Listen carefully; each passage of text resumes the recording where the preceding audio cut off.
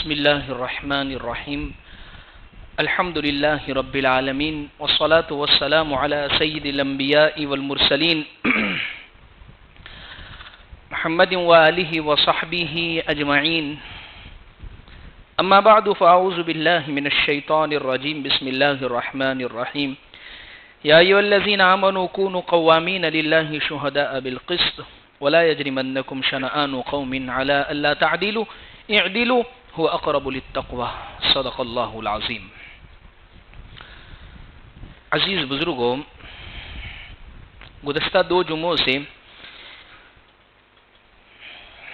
جو موضوع آپ کے سامنے میں ذکر کر رہا ہوں وہ ہے حضور اکرم صلی اللہ علیہ وسلم کے اخلاق کی چند جھلکیاں، یعنی پیارے آقا صلی اللہ علیہ وسلم کے اخلاق حسنہ اور اخلاق عالیہ بے شمار ہے، اس کی چند جھلک میں آپ کے سامنے ذکر کر رہا ہوں۔ جیسے پہلے جمعہ میں نے ذکر کی تھی حضور کی عاجزی اور تواضع کے متعلق، اللہ ہمارے اندر بھی پیدا فرمائے۔ دوسرے جمعہ میں نے ذکر کی حضور کا عفو و درگزر، معافی کا معاملہ، اللہ ہمیں بھی یہ صفت نصیب فرمائے۔ آج کی اس مجلس میں جو بات ذکر کرنی ہے، حضور کے اخلاق عالیہ میں سے ایک اہم خلق اور ایک اہم وصف وہ ہے پیارے آقا صلی اللہ علیہ وسلم کا عدل اور آپ کا انصاف۔ عزیز بزرگوں، عدل کس کو کہتے ہیں؟ عدل کہتے ہیں انصاف، بالکل ٹھیک فیصلہ کرنا، بالکل ٹھیک بات کرنا، بالکل درست اور حق کے مطابق کام کرنا، اس کو کہتے ہیں عدل اور انصاف۔ بعض مرتبہ کیا ہوتا ہے، تعرف الاشیاء بازدادها، تعرف الاشیاء بازدادها، بعض مرتبہ چیزیں سمجھ میں نہیں آتی ہے، لیکن کچھ چیزوں کو سمجھانے کے لیے اس کا اپوزٹ جو ہے، اس کا ادر سائیڈ ہے، جب وہ سمجھایا جاتا ہے تو پھر وہ مین چیز سمجھ میں آتی ہے۔ جیسے مثال کے طور پر عدل کا اپوزٹ کیا ہوتا ہے، ادر سائیڈ ظلم ہوتا ہے، ناانصافی ہوتی ہے۔ عدل کا اپوزٹ، قرآن مجید نے ظلم کی سخت ممانعت فرمائی ہے، اور اللہ رب العزت نے بار بار قرآن میں یہ ذکر فرمایا، ان اللہ لیس بظلام للعبید، نہ اللہ خود اپنے بندوں پر ظلم کرتے ہیں، نہ اللہ ظلم کو پسند کرتے ہیں۔ اس لیے ہمیں اپنی زندگی کے اندر حضور کا یہ اہم وصف، حضور کا یہ اہم اخلاق اور پیارے آقا صلی اللہ علیہ وسلم کی یہ اہم جو صفت ہے عدل اور انصاف، اس کو ہمیں قائم رکھنی ہے، اس کو ہمیں پیدا کرنی ہے۔ میں چند واقعات آپ کے سامنے ذکر کرتا ہوں۔ دیکھیے، عام طور پر ہماری زندگی میں عدل اور انصاف کہاں ختم ہوتا ہے؟ آپ کبھی غور کیجئے، عدل اور انصاف، اللہ رب العزت کے نزدیک عدل اور انصاف اور حق کے مطابق فیصلہ کرنا یہ اتنا زیادہ پسندیدہ ہے، اتنا زیادہ پسندیدہ ہے کہ اللہ نے قرآن مجید میں فرمائے اعدلوا، تم انصاف کرو، هو اقرب للتقوی، تقوی کے سب سے زیادہ قریب جو چیز ہے وہ انصاف کرنا ہے۔ عام طور پر دیکھیں، انصاف کرنے کا مطلب جب آیا تو ہم یہ سمجھتے ہیں کہ ہم گویا قاضی ہو، یہ تو قاضی کے لیے ہے، یہ تو جج کے لیے ہے، یہ تو لوات کے لیے ہے، یہ تو حکم کے لیے ہے۔ ایسا نہیں ہوتا ہے۔ ہماری اپنی زندگیوں کے اندر بھی بہت سارے ایسے موقع آتے ہیں، ایک عام انسان کی زندگی میں بھی ایسے بہت سارے موقع آتے ہیں جب وہ عدل و انصاف کا دامن چھوڑ دیتا ہے۔ 4 موقع قرآن نے ذکر کیے ہیں کہ عام طور پر ان جگہوں کے اوپر انسان انصاف سے اور عدل سے کام نہیں لیتا ہے۔ نمبر 1، اقربا پروری کے معاملے میں، جب رشتہ داروں کے ساتھ بعض مرتبہ معاملہ ہوتا ہے تو وہاں انصاف سے کام نہیں لیتا ہے، ایک چیز۔ دوسرا موقع ہوتا ہے کسی پر ترس کھا کے انسان عدل و انصاف کو چھوڑ دیتا ہے۔ تیسرا موقع ہوتا ہے کہ ایک وہ شخص جس کی اس سے ذاتی دشمنی ہے، ایک اس کا دشمن ہے، اور اس کا کوئی معاملہ یا اس کی کوئی بات اس کے سامنے ذکر کی گئی تو وہ انسان انصاف کا دامن چھوڑ دیتا ہے۔ اور چوتھی بات یہ ہے بعض مرتبہ انسان کی خود کی اپنی خواہشات، اس کی لالچ اور اس کا اندر کا ضمیر اس کو اس چیز پر ابھارتا ہے کہ چھوڑو نا، انصاف مت کرو اس موقع کے اوپر، یہ انصاف نہ کرنے کی وجہ سے تمہارا فائدہ کتنا سارا ہو رہا ہے۔ یہ 4 ایسے موقع ہیں کہ جس موقع کے اوپر انسان عدل اور انصاف کے دامن کو چھوڑ دیتے ہیں۔ اور یاد رکھے کہ جب زمین میں عدل قائم نہیں ہوگا، انصاف قائم نہیں ہوگا، تو ظاہر سی بات ہے کہ وہ ظلم ہوگا۔ عدل کا مطلب ہوتا ہے وضع الشیء فی محلہ۔ عدل کس کو کہتے ہیں؟ انصاف، جو حق کی بات ہے بس اسی کے مطابق معاملہ کرنا۔ اور عدل کا اپوزٹ، ادر سائڈ جو ہوتا ہے وہ ہوتا ہے ظلم، اور ظلم کا مطلب ہوتا ہے وضع الشیء فی غیر محلہ، یعنی کسی کے ساتھ ایسا سلوک، ایسا معاملہ کرنا جو معاملہ شریعت نے کرنے کو نہیں کہا ہے یا دین اسلام نے کرنے کی اجازت نہیں دی ہے، اس کو کہتے ہیں ظلم۔ یہ 4 ایسے موقع ہوتے ہیں ہماری اپنی زندگیوں کے اندر کہ جب انسان عدل اور انصاف کو بھول جاتا ہے۔ سب سے پہلی چیز اقربا پروری میں، بعض مرتبہ کسی رشتہ دار کا مسئلہ اس کے سامنے آتا ہے، کسی ایک عام آدمی نے کوئی کام کیا ہے یا کسی عام آدمی کا مسئلہ اس کے ساتھ میں پیش آیا ہے، تو وہ اس پر بہت سختی سے اپنا رد عمل کرتا ہے، یعنی بہت سخت لہجوں کے اندر، بہت سخت زبان کے اندر، بہت سخت، جیسے سماج کے اندر بہت سارے ایسے کام پڑتے، جیسے میں اس کی ایک موٹی سی مثال دوں، کسی کے یہاں دعوت میں گئے یا کھانے کے لیے گئے، اور ایک عام شخص تھا، ایک عام آدمی تھا جس نے دعوت دی، آپ پہنچے اور اس موقع کے اوپر اس کے یہاں خلاف شرع کوئی کام ہو رہا تھا، شریعت ناچ گانا ہو رہا ہے، ایک عام آدمی، تو اب اس کے اوپر یہ دیندار شخص بہت زیادہ بھڑک جاتا ہے، سمجھ میں نہیں آتی ہے اس کو یہ بات کہ اس طریقے پر یہ معاملہ کرتا ہے اور ہمیں دعوت دیتا ہے یہ گناہ کے کام کے اندر۔ اچھی بات ہے، آپ کا یہ جذبہ قابل تسلیم ہے اور اس قابل سلام ہے، لیکن جب اس کے خود کے رشتہ دار کے یہاں جب یہ معاملہ ہوتا ہے تو پھر اس کا لب و لہجہ نرم ہو جاتا ہے، رشتہ دار نہیں مان رہے تھے، یا اسی طریقے سے سمجھانے کی بھی کوشش کی گئی، لیکن کیا کرے، سماج میں رہنا ہے تو ایسا تو کرنا ہی پڑے گا۔ اللہ قرآن میں فرماتے ہیں کونوا قوامین للہ شہداء بالقسط، انصاف ہمیشہ، اس کی ایک مثال حدیث پاک کے اندر ملتی ہے، ایک واقعہ ملتا ہے، بنو مخزومہ کی ایک عورت نے چوری کی، غالباً فاطمہ اس کا نام تھا، اللہ کے نبی صلی اللہ علیہ وسلم کی خدمت میں یہ مقدمہ آیا۔ اب دیکھیے حضور کے یہاں انصاف کا معاملہ، اچھا حضور کے جو متبنہ جو بیٹے تھے اور ان کے جو چہیتے تھے حضرت اسامہ بن زید، سب لوگوں نے کہا کہ اتنی اچھا، عرب کے یہاں پر قبیلہ پروری بہت زیادہ تھی، یعنی اگر کسی قبیلے کا نام اس چیز کے ساتھ لیا جاتا کہ یہ فلاں قبیلے کی عورت ہے اور اس نے چوری کی ہے، تو وہ پورا قبیلہ شوق میں اور سکتے میں چلا جاتا کہ ہماری قبیلے والی عورت ایسے، تو اب وہاں پر لاگ واگ لگائی جاتی تھی، کوششیں کی جاتی تھی کہ کسی طریقے سے یہ معاملے کو ٹھنڈا کر دیا جائے، کیونکہ ہمارا قبیلہ بدنام ہوگا اس کی وجہ سے۔ اس لیے وہ عرب کی جو لڑائیاں ناک اونچی رکھنے کے لیے، اپنے قبیلوں کو اونچا رکھنے کے لیے، وہ یہ بہت زیادہ چلتی تھی ان کے درمیان میں۔ خیر،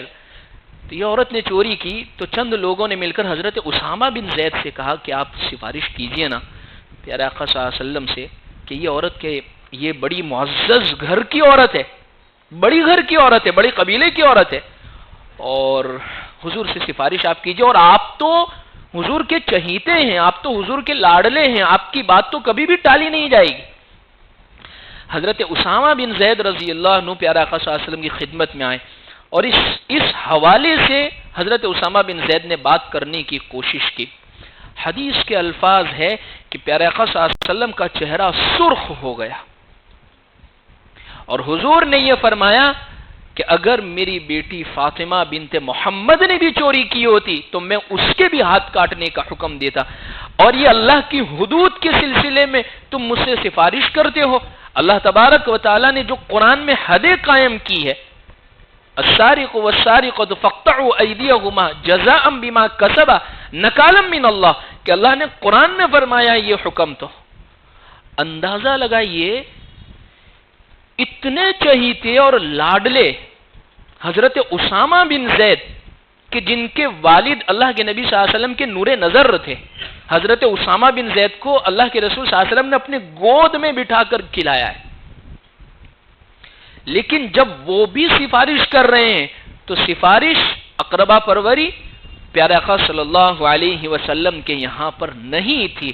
جو عدل تھا، جو انصاف تھا، وہ پورا کے پورا معاملہ حضور صلی اللہ علیہ وسلم کے یہاں پر ہوتا تھا. ہمارے بھی ہوتے ہیں بعض مرتبہ، ہمارے یہاں پر بھی یہ ہوتا ہے بعض مرتبہ. ہم اپنے رشتہ دار کو، اپنے خاندان کو، اپنی برادری کو، اپنی قوم کو ڈیفائن کرنے کے لیے، ان کی طرف سے ہمدردی جتانے کے لیے ان کے غلط کام کو بھی ہم صحیح ٹھہرانے کی کوشش کرتے. یاد رکھیں اللہ تبارک و تعالی اس کو ہرگز پسند نہیں فرماتے ہیں، اس کو ہرگز اللہ رب العزت پسند نہیں فرماتے. یہ پہلی چیز ہے جس کو قرآن نے ذکر فرمائی ہے کہ رشتہ داریوں کا خیال کرتے ہوئے انسان انصاف کے دامن کو اور عدل کے دامن کو چھوڑ دے. یاد رکھے اللہ کو یہ پسند نہیں ہے. دوسرا موقع ہوتا ہے جس موقع کے اوپر انسان عدل اور انصاف کو چھوڑ دیتا ہے. کسی پر ترس کھا کر جیسے اس کی ایک مثال میں ذکر کروں. ایک شخص ہے، غریب ہے بیچارہ، بہت غریب ہے. ایک مالدار سے اس نے قرضہ لیا ہے، اور قرضہ لینے کے بعد اب وہ شخص واپس نہیں کر رہا ہے، دے ہی نہیں رہا ہے. ظاہر سی بات ہے غریب ہے، مظلوم ہے، بیچارہ ہے. مالدار ہے، صاحب ثروت ہے، اللہ نے نوازا ہے، کچھ کم ہو جائے گا اس کے مال میں سے تو اس سے کوئی فرق نہیں پڑے گا. لیکن جب ایک شخص ان دونوں کے درمیان میں انصاف کرنے کے لیے بیٹھا تو اس نے غریب کے بچاپڑے پنے کو، باپڑے پنے کو دیکھ کر اس کے حق میں فیصلہ کر دیا. تو یاد رکھے کہ یہ فیصلہ کرنے والا شخص ظالم ہے. ہوتا ہے ہمارے یہاں پر یہ چیزیں بہت ساری ہوتی ہے کہ ایک غریب وہ اپنے آپ کو نادار ظاہر کر دیتا ہے اور وہ اپنے آپ کو تنگ دست ظاہر کر دیتا ہے، اور اس نے مالداروں کی ناک میں دم کیے ہوئے ہوتا ہے. اس سے قرضہ لے لیا، فلاں سے قرضہ لے گیا، اور اتنا مظلوم بن جاتا ہے کہ جب مالدار اپنے پیسے کا مطالبہ کر رہا ہے، قرض دینے والا جب اپنے پیسے کا مطالبہ کر رہا ہے تو وہ شخص ظالم لگتا ہے کہ شرم بھی نہیں آتی بھئی وہ اپنے حق کے مانگ رہا ہے. اس پر زور زبردستی کے یا اس کی طرف سے وہ ہفتہ نہیں لے رہا، اس کے حق کے مانگ رہا ہے اور ایک وعدہ ہوا تھا. یہ موقع ہوتا ہے کہ کسی پر ترس کھا کر کوئی شخص غلط فیصلہ کر دے. اس لیے عزیز بزرگوں، کسی پر ترس کھا کر فیصلہ کرنا شریعت میں اس کی اجازت نہیں ہے. ربیعہ رضی اللہ عنہ کا ایک واقعہ لکھا ہے کہ ایک لڑکی کا انہوں نے دانت توڑ دیا تھا ربیعہ نے. اب یہ مقدمہ حضور کی خدمت میں گیا. اچھا اس زمانے کی یہودی بھی دیکھیے حضور کا عدل و انصاف اتنا مشہور تھا، اتنا بالکل عین حق کے مطابق ہوتا تھا کہ اس زمانے کے یہودی قسم کے لوگ بھی حضور سے انصاف کروانے کے لیے جاتے تھے. اور عجیب بات دیکھیے آپ پر تو وہی آتی تھی. بعض مرتبہ عدل کے خلاف بھی کام کروانے کی کوششیں کی گئی اللہ کے نبی صلی اللہ علیہ وسلم سے. لوگوں نے یہ چاہا کہ حضور عدل کے خلاف کام کرے. جیسے اس کی مثال قرآن مجید 11واں پارہ 2 رکو کہ ایک مسجد بنوائی گئی، منافقین نے بنائی، اور وہ مسجد تھی منافقوں نے اس لیے بنائی تھی کہ اس مسجد نام اس کو مسجد کا دیں گے. ہوتا ہے بعض مرتبہ لیبل بہت اچھا لگایا جاتا ہے لیکن اس کے اندر وہ دراصل مسلمانوں کے خلاف یا سازشیں اس کے کرنے کے لیے وہ چیزیں تیار کی جاتی ہے. تو وہ مسجد زرار تھی، منافقین نے بنائی تھی، اور اس کا افتتاح کرنا تھا، اوپننگ کرنا تھا، ادگھاٹن کرنا تھا اس مسجد کا. اور حضور کو ہی دعوت دی جا رہی کہ حضور آپ تشریف لائے، 2 رکعت نماز پڑھا دیجئے اور یہ مسجد شروع ہو جاوے. تو یہاں تک بھی یہ انصاف کے خلاف بات ہے کہ یہ تو منافقین کی، لیکن لوگوں نے کوششیں کی. پیارے آقا صلی اللہ علیہ وسلم، اس لیے کہ دشمنوں کا کام ہی یہی ہوتا ہے حضور صلی اللہ علیہ وسلم نے ایک حدیث کے اندر اتنی زبردست بات ارشاد فرمائی ہے. حضور فرماتے ہیں بہت سارے لوگ تمہارے فیصلے تم لوگوں کے فیصلے تمہارے اندر کے جو فیصلے ہوتے ہیں وہ لے کر میرے پاس آتے ہیں, میں ان کے درمیان میں پورا حق کے مطابق فیصلہ کرتا ہوں. لیکن حضور نے آگے بات ارشاد فرمائی لیکن میں بھی تمہاری طرح ایک بشر ہوں. بعض مرتبہ جو دو فریق ہوتے ہیں, جو دو مقدمہ پیش کرنے والے جو لوگ ہوتے ہیں, اس میں ایک شخص بہت چرب زبان ہوتا ہے, اس کو بولتے بہت اچھا آتا ہے اور وہ ظالم ہوتا ہے, اور دوسرا شخص جس کو بولتے نہیں آتا لیکن وہ مظلوم ہوتا ہے. حضور فرماتے ہیں کہ میں چرب زبان کی بات سن کر اس کے حق میں اگر فیصلہ کر دوں, اس کو اگر صحیح ٹھہرا دو اور وہ غلط تھا, پھر بھی میرا فیصلہ کرنے کی وجہ سے وہ چیز اس کے لیے جائز نہیں ہوگی, بلکہ میں خود اس کو جہنم کا ٹکڑا اور قطعہ کاٹ کر دے رہا ہوں. آپ اندازہ لگائیے کہ پیارے آقا صلی اللہ علیہ وسلم نے انصاف اس حد تک قائم کیا ہے کہ جو مکمل تقاضا, جو مکمل حق تھا وہ پیش کیا, اور جہاں لوگوں نے دھوکہ دینے کی کوشش کی وہاں بھی اللہ کے نبی صلی اللہ علیہ وسلم نے برات کا اظہار کر دیا. تو یہ موقع تھا کہ جب دانت توڑا گیا ایک عورت کا, تو وہ لوگوں نے جن سامنے والے جو قرآن کہہ رہا ہے ان النفس بالنفس والعین بالعین والانف بالانف والاذن والسن بالسن, قرآن کہہ رہا ہے چھٹا پارا کہ اگر کسی نے کسی کے دانت توڑ دیے تو قصاص میں اس کے بھی دانت توڑے جائیں گے. سامنے والے کو جو مظلوم لوگ تھے, جن کے فیملی کے عورت کے دانت توڑے گئے تھے, اس کو بہت منانے کی کوشش کی, بہت منانے, لیکن وہ نہیں مانے. حضور کے پاس معاملہ آیا, پیارے آقا صلی اللہ علیہ وسلم نے انصاف کے فیصلہ کیا کہ بھئی یہاں پر یہی ہوگا اور دانت توڑے جائیں گے. لیکن وہیں پر ایک صحابی تھے جنہوں نے قسم کھا لی کہ اللہ کی قسم ان کے دانت نہیں توڑے جائیں گے. پھر اس کے بعد منانے کی کوشش کی گئی فیملی کو, تو وہ مان گئی, قصاص لینے کے اوپر پیسے لے کر اس معافی کرنے کے اوپر وہ راضی ہو گئے. اس واقعے سے دو سبق ملتے ہیں. ایک تو سبق یہ ملتا ہے کہ حضور نے مکمل انصاف کیا کہ نہیں, معاملہ تو یہی ہوگا, معاملہ تو بالکل یہی ہوگا جو اللہ نے قرآن میں لکھ دیا. ہاں اب وہ مان گئے ہیں تو پھر تم لوگ آپس میں بیٹھ کر اپنا فیصلے کو کر لو. تو ایک تو انصاف کی بات سمجھ میں آ رہی ہے کہ اس واقعے نے ہمیں سبق یہ دیا ہے کہ پیارے آقا صلی اللہ علیہ وسلم نے چاہے سامنے والا شخص کتنا بھی مجبور لگ رہا ہو, مظلوم لگ رہا ہو, لیکن اس کے باوجود شریعت کا جو فیصلہ ہے اس میں ذرہ برابر بھی اللہ کے نبی صلی اللہ علیہ وسلم نے کسی کی نہیں چلنے دی, حق کے مطابق فیصلہ فرمایا. تو ایک تو اس واقعے کا سبق یہی ہے کہ حق کے مطابق فیصلہ فرمانا. دوسرا اس واقعے کا سبق یہ ہے کہ دیکھیے اللہ کے کچھ ایسے بندے ہوتے ہیں, اللہ کے رسول نے اس حدیث میں بعد میں یہ بات ارشاد فرمائی لو اقسم علی اللہ لابرہ اللہ. بعض اللہ کے ایسے بندے ہوتے ہیں جب وہ قسمیں کھا لیتے ہیں تو اللہ ان کی قسموں کی لاج رکھ لیتے ہیں اور اللہ ان کی قسموں کو پوری کر دیتے ہیں. دیکھیے پہلے بنایا جا رہا تھا معاملہ, فیملی کو منانے کی کوشش کی جا رہی تھی لیکن نہیں مان رہے تھے. لیکن جب وہ اللہ کے نیک بندے ایک صحابی انہوں نے قسم کھا لی, اللہ نے ان کی قسم کی لاج رکھنے کے لیے ان لوگوں کے دلوں میں اتنا رحم ڈال دیا کہ وہ معافی تلافی کرنے کے اوپر, معاملے کو سیٹل کرنے کے اوپر یہ لوگ آمادہ ہو گئے. تو ایسے بھی کچھ اللہ کے نیک بندے ہوتے ہیں, آج کے اس دور میں بھی موجود ہے کہ اللہ کے ایسے نیک جب وہ قسمیں کھا لیتے ہیں کسی کے اوپر, کسی بات کے اوپر, کسی معاملے کے اوپر, اللہ ان کی قسموں کو پورا. دوسری بات عدل و انصاف. دیکھے پیارا آقا صلی اللہ علیہ وسلم کا کہ چاہے کیسا بھی شخص ہو لیکن انصاف کا معاملہ, تو یہ دو موقع ہوتے ہیں جہاں پر عام طور پر ہم سے انصاف کا معاملہ چھوٹ جائے. تیسرا موقع جہاں پر ہم انصاف نہیں کرتے ہیں, اور وہ تیسرا موقع ہوتا ہے کہ جب ہماری کسی سے ذاتی دشمنی ہوتی ہے. ذاتی دشمنی یعنی ہمارا کوئی دشمن ہے اور اس کا, جیسے آج کل بہت ہو رہا ہے یہ معاملہ, جیسے مثال کے طور پر کسی سے بن نہیں رہی ہے, اس کا کوئی ویک پوائنٹ ہمارے سامنے آنا چاہیے, بس اس کا کوئی مسئلہ ہمارے ہم اس کو ایسا اچھالتے ہیں, ہم اس کو لوگوں میں ایسا ذلیل کرتے ہیں کہ ایسے موقع پر اگر ہماری فیملی میں سے اگر کسی کا یہ معاملہ ہو تو ہم کیا پسند کرتے, ہم یہ پسند اس کو چھپایا جاوے, اس کو ظاہر نہ کیا جاوے, لوگ اس کو چھپانے والے بنے. میں اس کو یہ پسند کرتا ہوں کیونکہ میری فیملی کا معاملہ ہے, اور اگر وہ شخص جس کے ساتھ میری ذاتی دشمنی ہے تو میں اس کے مسئلے کو پورے سماج کے اندر اچھالنا پھر میں پسند کرتا ہوں.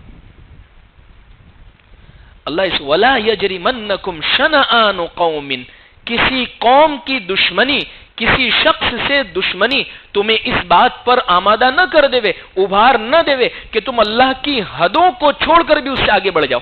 دشمنی میں انسان حدوں کو بھی چھوڑ کر آگے نکل جاتا ہے، لیکن اللہ قرآن میں فرماتے ہیں کہ دیکھنا ایسے موقع پر بھی انصاف سے کام لینا یہ بہت بڑی بات ہے۔ اللہ کے نبی صلی اللہ علیہ وسلم نے ایک شخص سے قرض لے رکھا تھا، وہ شخص مانگنے کے لیے آیا اور بہت ظلم کرنے لگا، مطلب یعنی ابھی 2 دن باقی، ابھی ٹائم نہیں ہوا تھا، ٹائم سے پہلے آ گیا وہ مانگنے کے لیے۔ اللہ کے رسول صلی اللہ، اب وہ تھا یہودی تھا، اور ظاہر سی بات ہے کہ وہ جب مانگے گا، مطالبہ کرے گا، تو نہ اس نے ادب ملحوظ رکھا، نہ اس نے ٹائم کا خیال رکھا، نہ اس نے یہ دیکھا کہ حضور ابھی کہاں بیٹھے ہیں، صحابہ کے درمیان میں، ان لوگوں کے درمیان میں بیٹھے ہیں کہ جو آپ کے جانثار ہے، جن کے دلوں کے اندر آپ کی عزت، آپ کی محبت بڑی زبردست، لیکن کوئی خیال نہیں کیا، اور آ کر بالکل چیخنے چلانے لگا کہ ہاں تمہارا خاندان، عبد المطلب کا تو پورا خاندان ہی ایسا رہا ہے کہ جو ہمیشہ ٹال مٹول کرتا ہے۔ اللہ کے نبی صلی اللہ علیہ وسلم نے حضرت عمر کو، حضرت بلال کو حکم دیا کسی سے قرض لے لو اور ان کا قرض ادا کر دو، اور کیا فرمایا؟ زن ورجح، حضور نے یہ بات ارشاد فرمائی کہ جتنا ہے قرض اتنا تو دے دو، لیکن جھکتا دینا، نمتا دینا، تھوڑا اور دے دینا اس پر زیادہ۔ آپ اندازہ لگائیے، وہ شخص ایک تو یہودی دشمن، مانگنے کا طریقہ اس کا اچھا نہیں۔ ہمارے یہاں تو اگر کوئی مانگنے والا آ جاوے اور ایسے کہ تو ہم تو ایک ہی چل جائے، نہیں دینے، جا جو کرنا ہو کر لینا، یہ عام طور پر یہی جملے ہوتے ہیں ہمارے تو، کہ جا جو کرنا ہے کر لینا، پولیس اسٹیشن جانا جا، تو آگے آگے میں پیچھے پیچھے، یعنی لینے، قرضے لینے کے بعد میں یہ حال ہوتے ہیں ہمارے۔ اور یہاں انصاف تو دیکھیے، عدل تو دیکھیے پیارے آقا صلی اللہ علیہ وسلم کا، کہ وہ بالکل رانگ وے، بالکل غلط طریقے پر اس نے مطالبہ کیا ہے، ٹائم سے پہلے ایک تو اس نے مانگا ہے، اس کے مانگنے کا طریقہ بھی درست نہیں ہے، اس کے باوجود حضور کیا کہہ رہے؟ حضرت عمر کو غصہ آ گیا، حضرت عمر بہت غضبناک ہو گئے اور فرمانے لگے حضور مجھے اجازت دیجئے اس منافق کی شخص کی میں گردن اتار دوں۔ حضرت عمر کو حضور نصیحت کرے کہ عمر، انصاف کا تقاضا یہ تھا کہ تم اسے کہتے کہ بھائی اپنا قرضہ مانگنا اچھے طریقے، اور انصاف کا تقاضا تو یہ تھا کہ تم مجھے بھی کہتے کہ حضور آپ بھی وقت پر ادا کر دیجئے۔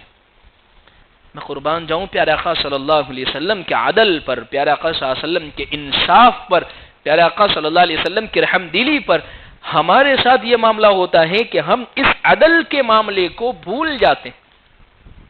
یہ 3 موقع ہو گئے، چوتھا اور آخری موقع جب انسان کی خواہشات جب بیچ میں آتی ہے، اس کے جب جذبات ٹکراتے ہیں یا اس کو کوئی لالچ ہوتی ہے، تو ایسے موقع پر انسان جو ہے خواہشات کے زد میں آ کر، اپنی لالچ کی زد میں آ کر انصاف کے مطابق فیصلہ نہیں کرتا ہے،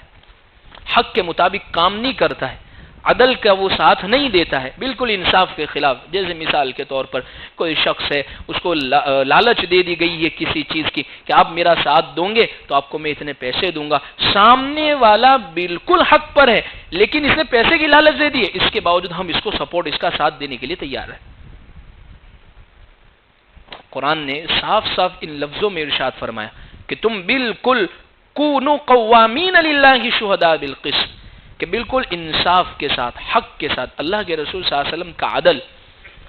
آپ نے دیکھا پرایوں کے ساتھ کیسا تھا، فیصلہ کرنے میں کیسا تھا، گھر کے اندر، فیملی کے اندر، بیویوں کے ساتھ آپ کے عدل و انصاف کا یہ حال تھا، یہ معاملہ تھا کہ اللہ کے نبی صلی اللہ علیہ وسلم کی ایک وقت میں 9 بیویاں رہی ہیں ایک ساتھ، لیکن سب کے درمیان میں آپ نے انصاف فرمایا۔ کیسا انصاف؟ حضور فرماتے تھے کہ اللہ یہ میری تقسیم ہے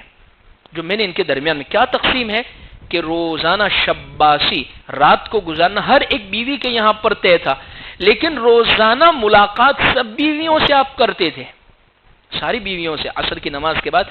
جسے بہت سارے ایسے واقعات پیش آئے کہ کبھی وہ کوئی پیالہ لے کر آ رہا ہے کھانے کا، کوئی اور معاملہ پیش آ رہا ہے، کوئی واقعہ پیش آ رہا ہے، تو یہ حضور کی ملاقاتوں کے درمیان میں یہ واقعات پیش آئے۔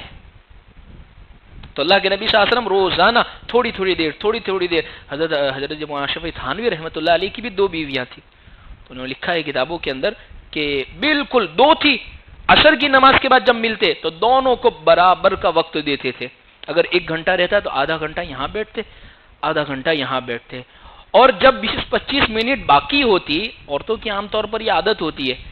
بہت دیر تک باتیں کرے گی. اب آدمی کے جانے کا وقت آئے گا تو اب سب کام اسی وقت نکالے گی کہ دیکھو یہ بھی کرتے ہیں نا, اتنی دیر سے بیٹھا تھا تو اس وقت کچھ نہیں کہا, اب کاموں کی فہرست سے نکال رہی. تو حضرت کی یہ عادت تھی کہ جیسے ہی 20-25 منٹ ہوئی تو ہلکے سے کھڑے ہونا شروع کرتے تھے, کیونکہ ابھی بھی ان کی باتیں ختم نہیں ہوتی, تو وہ کچھ نہ کچھ چالو رہتی ہی تھی وہ باتیں. تو حضرت پھر اٹھتے اور اٹھتے اٹھتے باتیں ختم ہوتے ہوتے ہوتے تک 30 منٹ مکمل ہو جاتی اور حضرت تشریف لے جاتے دوسری زوجہ کے یہاں پر. اللہ کے رسول صلی اللہ علیہ وسلم کے یہاں عدل و انصاف کا یہ معاملہ تھا, روزانہ ملاقات. اچھا سفر میں بھی جانا ہوتا تھا تو باقاعدہ پیارے آقا صلی اللہ علیہ وسلم قرآن اندازی کرتے تھے ان کے درمیان میں, جس کے نام کا قرآن اور چٹھی نکلتی تھی اس کو سفر میں اپنے ساتھ لے جاتے تھے. اور یہ سب کرنے کے بعد بھی اللہ سے یہ دعا کر رہے ہیں پیارے آقا, اللہ یہ تو میری تقسیم ہے اور یہ میرے بس میں ہے, اللہ میری اس پر پکڑ مت کرنا جو میرے بس میں اور میری قدرت میں نہیں ہے. دل کا معاملہ, دل کا میلان, دل کی محبت, یہ تو کسی کے بس میں نہیں ہے,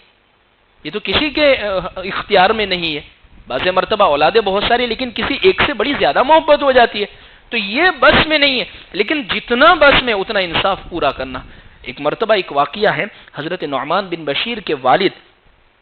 حضرت نعمان بن بشیر کی والدہ کی یہ تمنا تھی کہ ان کو جائیداد میں, وراثت میں ان کے والد ان کی زندگی میں ایک اچھا خاصا حصہ دے دے. اچھی بات ہے, ہدیتاً ان کو دے دے. اب والدہ ان کے والد کو یہ کہہ رہی ہے کہ دیکھو یہ جو تم کر رہے ہو نا, تو ایک مرتبہ حضور سے بھی جا کے مشورہ کر لو, ان کو بھی بتا دو, پیارے آقا صلی اللہ علیہ وسلم کو بھی بتا دو کہ میں اپنے بیٹے نعمان بن بشیر کو اتنا, یعنی حضور کو گواہ بنا لو اس معاملے کے اوپر, پیارے آقا صلی اللہ علیہ وسلم کو گواہ بنا لو. حضرت نعمان بن بشیر کے والد گئے اور پورا معاملہ اللہ کے رسول صلی اللہ علیہ وسلم پوچھ رہے ہیں آپ کی اور بھی اولادیں ہیں؟ تو فرمایا جی ہاں میری اور بھی اولادیں. کیا آپ ساری اولادوں کو اتنا ہی دے رہے ہو؟ فرمایا کہ نہیں, نعمان کو میں اتنا دے رہا ہوں. تو حضور نے فرمایا کہ میں جو حق کے خلاف معاملہ ہو میں اس پر گواہ نہیں بنتا ہوں. یعنی آپ دیکھیے, اندازہ لگائے کہ ایک صحابی جو اس وجہ سے آ رہے ہیں کہ یہ فیصلہ حضور کے سامنے طے ہو جاوے, پیارے آقا صلی اللہ علیہ وسلم اس کو بیان کر دے, لیکن اللہ کے نبی صلی اللہ علیہ وسلم نے بالکل صاف صاف ارشاد فرما دیا کہ میں اس درمیان میں کوئی فیصلہ نہیں کرتا, میں اس پر گواہ نہیں ہوں. الغرض عزیز بزرگوں, انصاف ایسی چیز ہے جب انسان اپنی زندگی میں قائم کرتا ہے, حق کے مطابق اس کی زندگی ہوتی ہے, ظلم کسی پر نہیں ہوتا ہے, بلکہ اللہ رب العزت کی نگاہ میں وہ بندہ بڑا ہی پسندیدہ ہوتا ہے. اس لیے کہ اس نے سفر ہو, حضر ہو, دوست ہو, دشمن ہو, ہر ایک کے ساتھ اس نے انصاف کا معاملہ کیا ہے. اس لیے اللہ رب العزت سے دعا ہے کہ اللہ ہمیں ہر ایک کے ساتھ عدل کے ساتھ زندگی گزارنے کی, انصاف کے ساتھ زندگی گزارنے کی توفیق عطا فرمائے, اور ظلم اور ناانصافی سے اللہ ہم سب کی حفاظت فرمائے. وآخر دعوانا ان الحمد للہ رب العالمین.